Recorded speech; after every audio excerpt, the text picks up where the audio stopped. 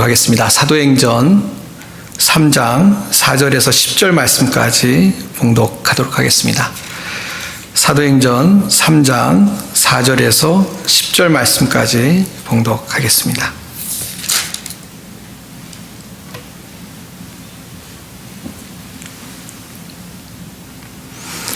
하나님의 말씀 봉독합니다. 사도행전 3장 4절에서 10절 말씀까지 봉독하겠습니다.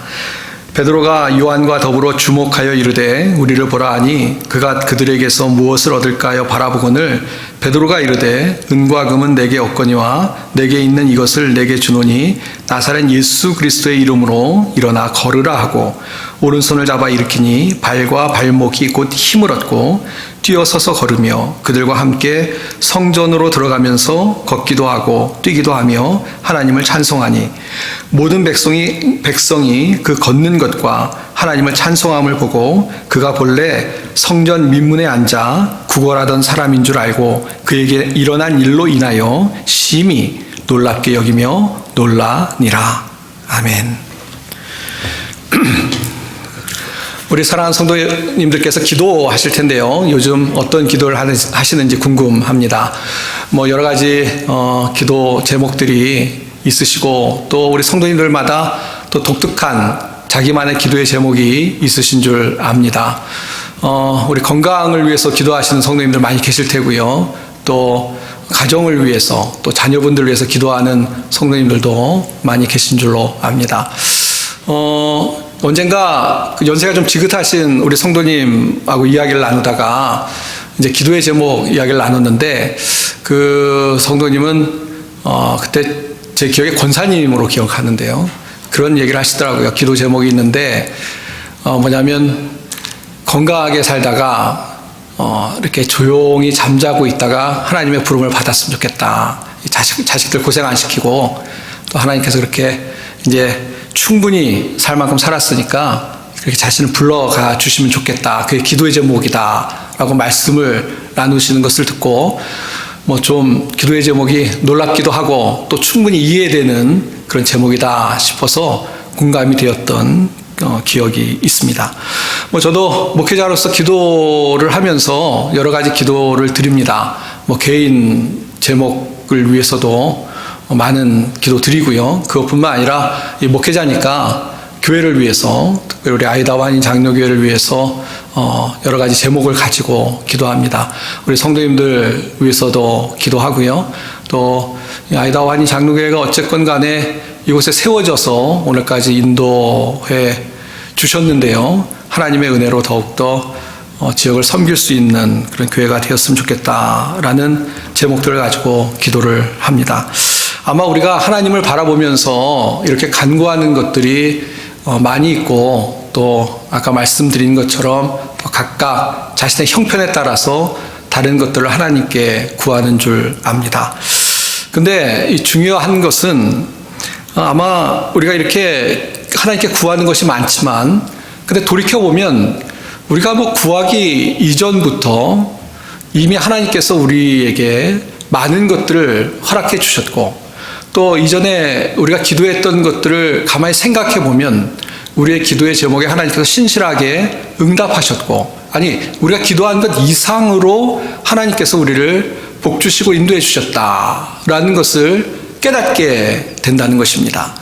우리가 이 감사할 줄은 모르고 늘 불평과 원망과 또 그 어떤 요구가 많아서 그렇죠. 실제로 하나님이 좋으신 분이시고 우리가 하나님의 자녀가 되었기 때문에 가만히 우리의 삶을 돌아보고 또 우리의 삶을 생각해 보면 실제로 좋으신 하나님께서 우리에게 베풀어 주신 것들이 얼마나 많았는가 깨닫게 되지 않나 하는 생각을 해보게 됩니다.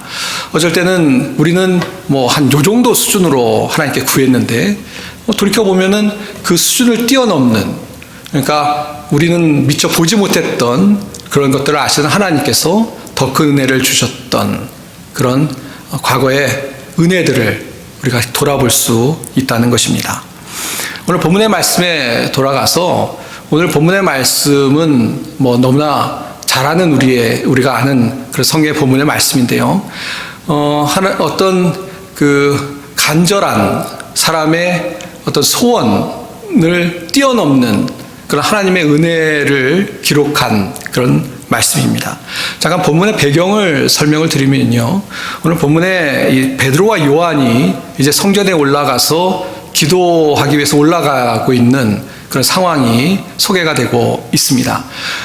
정기적으로 성전에 올라가서 기도하는 것이기 때문에 이 베드로와 요한도 성전에 특별한 어떤 다른 목적이 아니라 기도하러 올라갔던 것으로 보여집니다.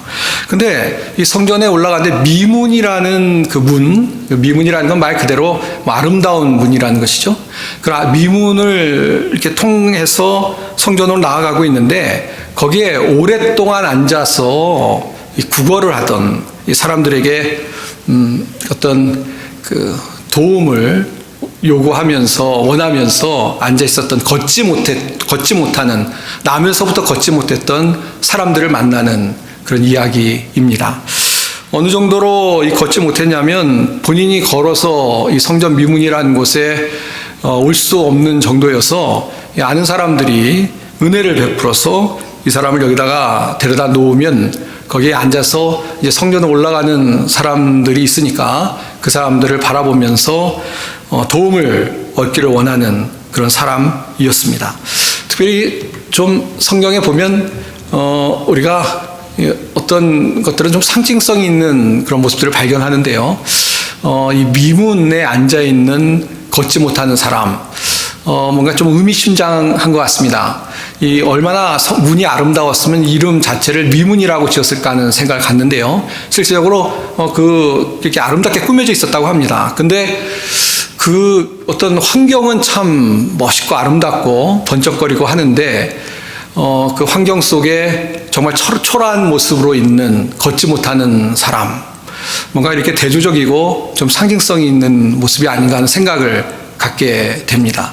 마치 우리가 그런 거죠. 인생이 주변에는 다 이렇게 사람들이 정상적으로 살고 또 번쩍거리고 주변 환경은 좋은 것 같지만 인생이 사실 누구나 다 겉으로 드러나지 않는 어떤 아픔, 슬픔, 또 외롭고 힘든 그런 모습으로 살아가는 것이 인생이 아닌가 싶은데요. 어떻게 보면 아주 대조적인 그런 모습에 걷지 못하는 사람들이 미문에서 사람들을 향해서 구걸을 하고 있었다는 것입니다. 자, 근데 이 5절 말씀을 이제 보시면요. 이렇게 베드로와 요한이 이제 지나가고 있는데 4절 말씀부터 봐야 되겠습니다. 4절, 5절 보시면 한번 제가 읽어보겠습니다. 베드로가 요한과 더불어 주목하여 이르되 우리를 보라 하니 그가 그들에게서 무엇을 얻을까요? 바라보거늘 그랬습니다. 그러니까 베드로와 요한이 그냥 지나쳐서 가는 것이 아니고 이 걷지 못하는 사람을 발견하고 그 사람에게 갔던 것으로 보여집니다. 그리고 바라보면서 우리를 좀 봐라라고 이야기를 먼저 건네고 있습니다. 그 이야기를 듣고 나서 이제 이 걷지 못하는 구걸을 하는 사람이 베드로와 요한을 바라봤는데요. 근데 5절에 있는 것처럼 무엇을 얻을까 하면서 바라보았다는 것입니다. 근데 우리가 성경에 기록이 되어 있지 않습니다만 능히 추측할 수 있는 것이 무엇이냐면 얼마나 거대한 요구를 할 생각을 가졌겠습니까? 그건 아니고 늘 그렇듯이 그냥 어느 정도 일정한 양의 금전적인 도움을 받기를 원하면서 바라봤을 것이다 라고 능히 추측할 수 있겠습니다. 큰 기대보다는 그냥 늘 그렇듯이 오늘 하루 어떻게 보면 연명할 수 있는 또 오늘 하루를 지낼 수 있는 자그마한 성의를 기대하고 바라봤을 것이다 라고 우리가 생각할 수 있다는 것입니다. 자, 근데 이 사건이 뜻밖의 모습으로 바뀌고 있죠. 이 6절인데요.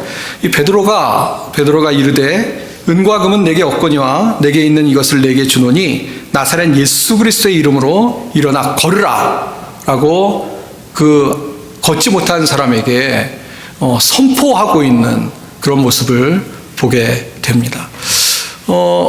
사실 아까 말씀드린 것처럼 이렇게 이 걷게 되는 것을 요구한 것은 아니죠. 그것을 기대하고 바라보는 것은 분명히 아니었을 것입니다. 아주 어떤 자그마한 성의를 얻기를 원하면서 그것을 구하는 마음으로 그것을 얻고 싶은 마음으로 바라봤을 텐데요. 또 그것을 얻고 싶은 어떤 그런 소망을 표현했을 텐데요. 그러나 실제로 베드로가 준 것은 무엇이냐면 예수 그리스도의 이름으로 일어나 걸어라 라고 하면서 놀라운 기적을 베푸는 그런 역사가 이어서 소개가 되고 있다는 것입니다.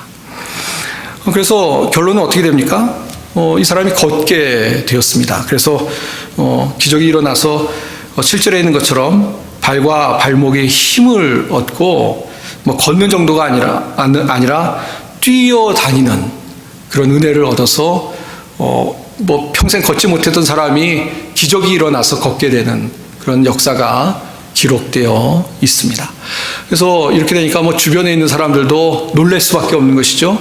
그 사람을 너무나 잘 아는 주변의 사람들이 갑자기 베드로가 말 한마디에 손을 잡고 일으켜 세우는 그 한 번의 일을 통해서 걷게 되는 그런 역사를 보고 놀랐다라고 성경은 기록하고 있습니다.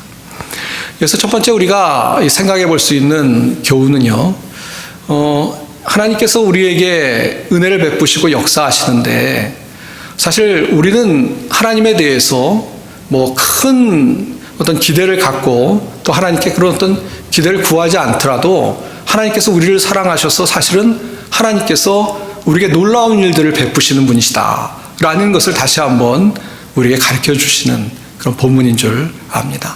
무슨 이야기냐면 하나님께서 우리에게 베풀어 주신 가장 큰 은혜가 무엇입니까? 물론 이 땅에서 하나님의 백성에게 잘 먹고 잘 사는 은혜를 베풀어 주시는 것도 있습니다만 그것보다도 우리가 기억해야 되고 실제적으로 우리의 삶이 180도 바뀌고 또 정말 우리가 하나님으로부터 가장 얻은 귀한 축복과 은혜가 무엇이냐? 그것은 바로 예수 그리스도를 통해서 우리를 구원해 주신 은혜가 아니겠습니까? 오늘 걷지 못했던 사람이 기적을 받거나 그 다음에 어떻게 됐는지 자세히 성경은 이야기하고 있지 않습니다만 글쎄요, 자세히 이야기하고 있지 않은 것을 이야기하는 것은 의미가 없겠습니다만 분명한 것은 뭐냐면 예수 그리스도의 이름으로 일어나 걸으라 라는 이야기를 들었다는 것이고, 그래서 베드로가 이렇게 세웠는데요, 사실 예수 그리스도의 이름으로 이렇게 세우고 또 예수 그리스도의 이름이 선포되어지는 그런 기회가 되었다는 것은 너무나 분명합니다. 그러니까 그 주변의 사람도 다 들었을 텐데 이것이 베드로의 능력이 아니라 사실은 예수 그리스도를 통해서 일어난 하나님의 역사였다라는 것이 증거되었을 것이라고 분명히 생각합니다. 그래서 글쎄요, 추측을 얘기하는 것은 좀 그렇습니다만 이해를 하시고 들으시면 좋을 것 같은데요.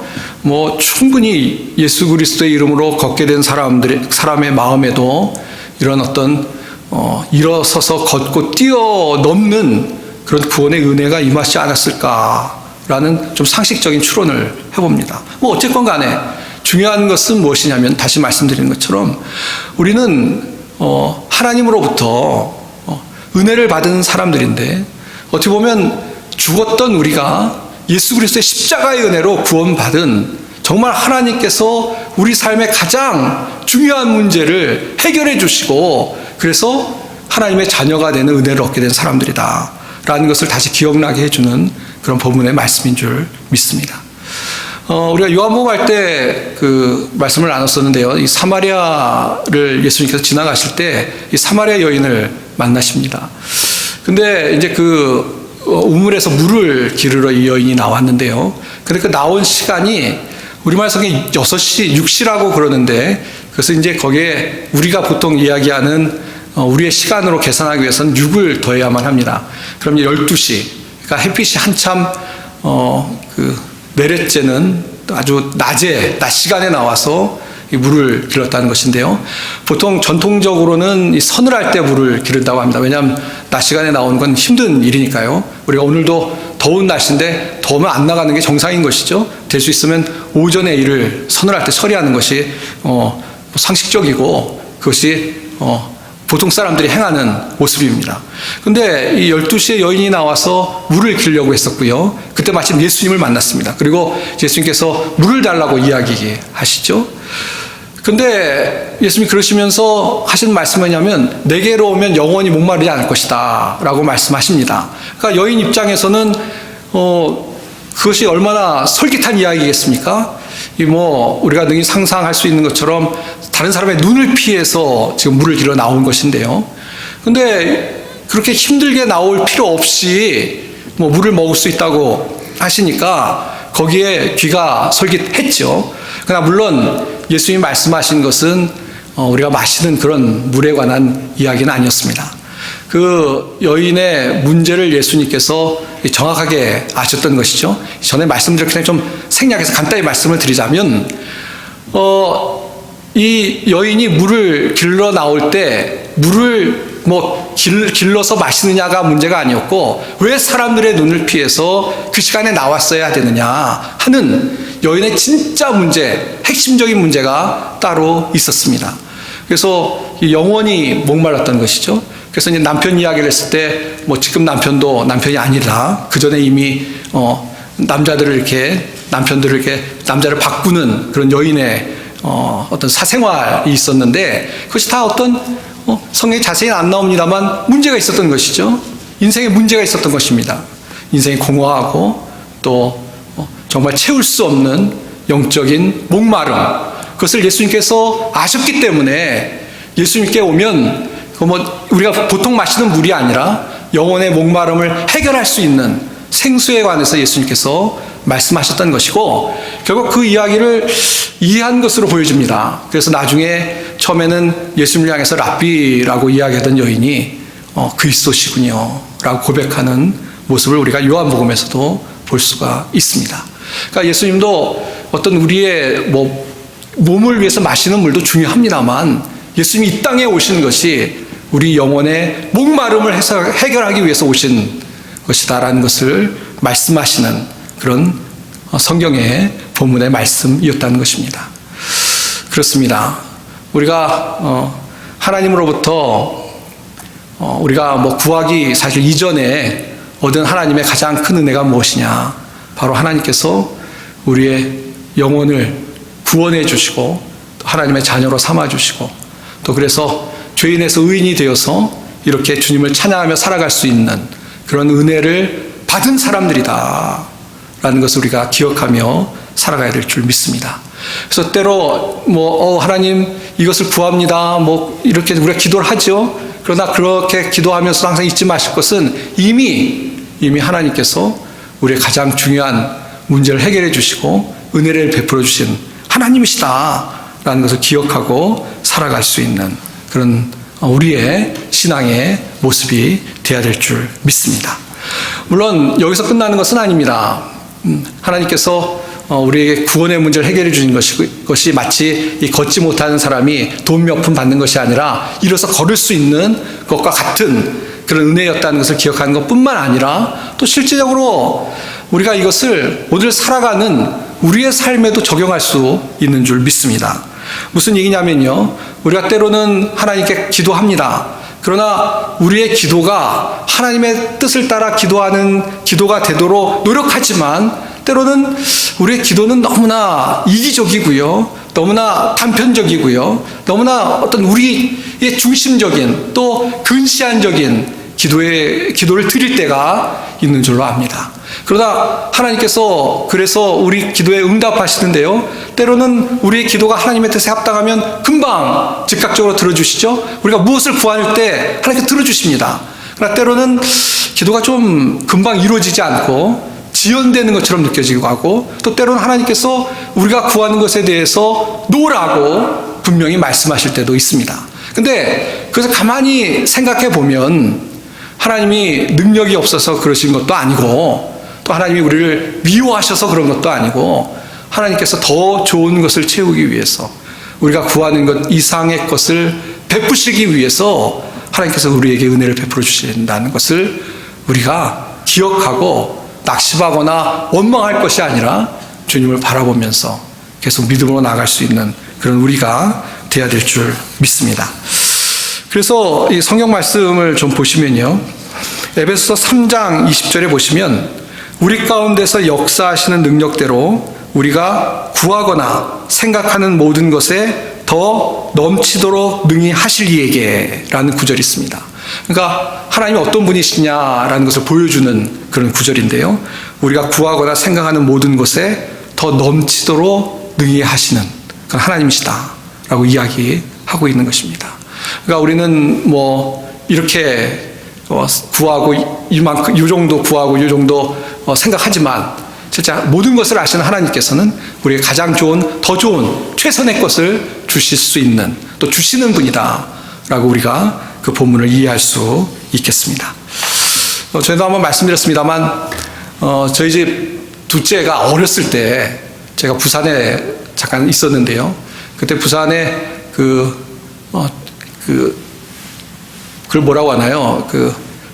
조리대라고 하나요? 그 조리대 밑에 보면은 문을 열면 거기다 칼을 넣어놓는 칼집이 이렇게 있었습니다. 그래서 거기다 칼을 넣어놨는데, 근데 그 아이가 한 번은 그 칼을 이제 조그만 어린애도 거기 문을 열고 뽑을 수 있는 그런 위치였는데요.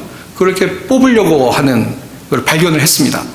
근데 뭐 이제 아이는 장난감으로 생각한 거죠. 장난감으로 생각해서 얼마나 번쩍거리고 좋습니까? 근데 뭐 순간적으로 그걸 본 순간에 그냥 무조건 뺐었습니다. 뭐 무조건 뺐어요. 잘못하다 이제 큰일 나니까 무조건 뺐었습니다. 물론 아이는 뭐 당연한 겁니다만 반응이 뭐 그냥 쿨하게 그만뒀겠습니까? 그렇지 않죠. 뭐 울고 달라고 이제 장난감을 뺐으니까 울고 달라고 막 때를 쓰는 거죠. 그러나 때를 쓴다고 주면 안 되죠. 그건 장난감이 아니라 뭐 글쎄요. 애가 조숙해가지고 잘 갖고 놀면 좋겠습니다만 뭐 그런 기대를 할 수 없으니까요. 그건 뺏어야 되는 거죠. 그리고 뭐 애한테 얘기해도 그때 몇 살이었나요? 제가 정확하게 기억 못하면 아주 뭐 커뮤니케이션이 전혀 안 된 이해가 안 되는 나이니까 뭐 이해를 시킬 수도 없고 그냥 뭐 뺏을 수밖에 없는 그런 상황이었습니다.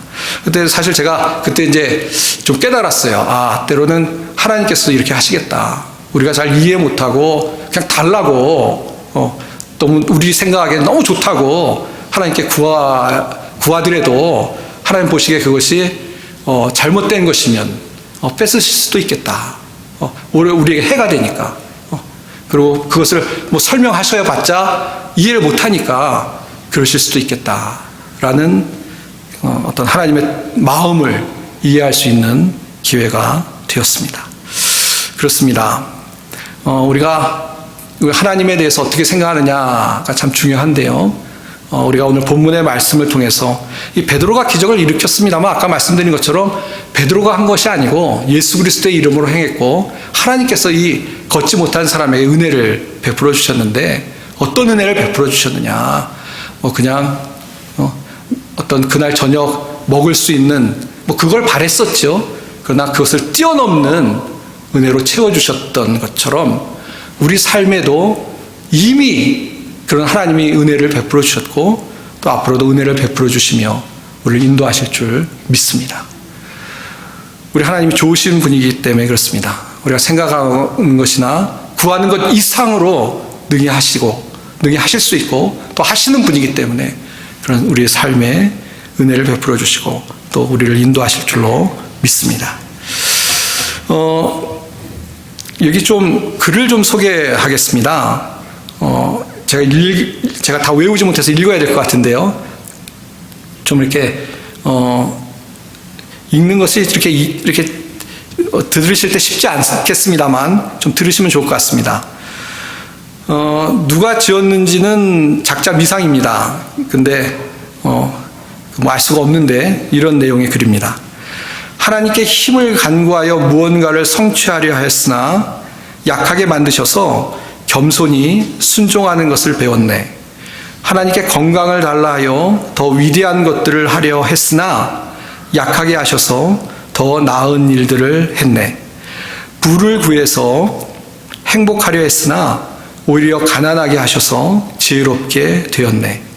능력을 간구하여 사람들의 찬양을 받으려 했으나 약함을 주셔서 하나님이 필요를 느끼게 하셨네. 모든 것을 구해서 인생을 즐기려 했으나 삶을 주셔서 모든 것을 즐기도록 하셨네. 내가 구한 것 중 아무것도 받은 것이 없지만 희망하던 모든 것을 가졌네. 나는 모든 사람 중에서 가장 풍성하게 축복을 받은 사람이리라.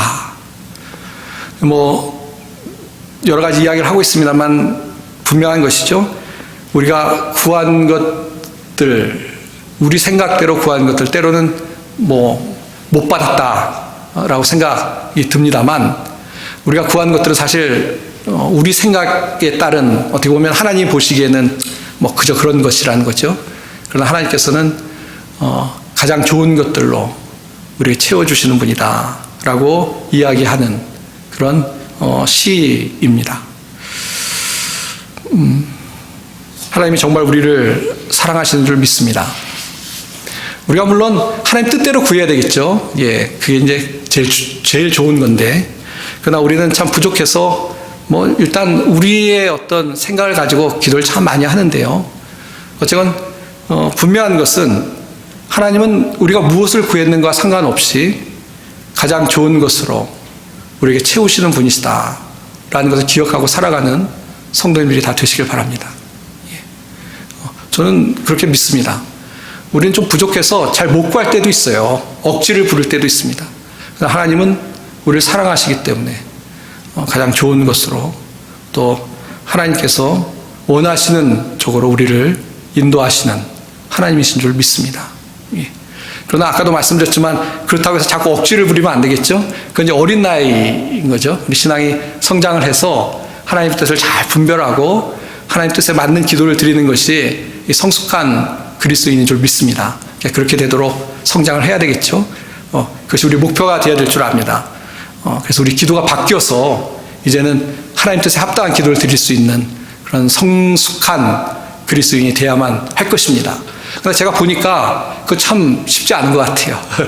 신앙생활을 오래 해도 이제 목표로 이렇게 나아가는데 쉽지 않은 것 같습니다. 그런데도 우리가 기억하고 낙심하지 말아야 될 것은 하나님께서 우리를 사랑하시기 때문에 그런 부분까지도 깨달아서 우리 기도를 바꿔주시고요. 또 어떻게 구하건 간에 하나님께서 우리에게 가장 좋은 것을 인도하시는 분이시다 라는 것을 잊어서는 안 되겠습니다. 그런 주님 의지하고 감사하면서 또 주님께서 행하실 것을 기대하면서 나아갈 수 있는 우리 성도님들이 다 되시길 바랍니다. 말씀을 맺기 전에 한 가지 조금 좀 다른 이야기가 될 수 있습니다만 한 가지 좀 이야기를 드리고 결론을 맺고 함께 기도하겠습니다. 하나는 뭐냐면, 오늘 말씀을 준비하다가 어떤 그 미국 목사님이 오늘 본문의 말씀을 이렇게 설명하는 글을 봤습니다. 근데 그 미국 목사님이 좀 우리가 귀를 이렇게 기울여야 될 이야기를 하시는데 뭐냐면, 이제 미국 목사님이니까 미국 교회에 대해서 이야기를 하시면서 미국 교회가 은과 금은 참 많은 것 같고, 또 실제로 사람들에게 은과 금을 가지고 전도하려고 하는 것 같다라는 좀 약간 비판적이죠? 그런 이야기를 하시더라고요.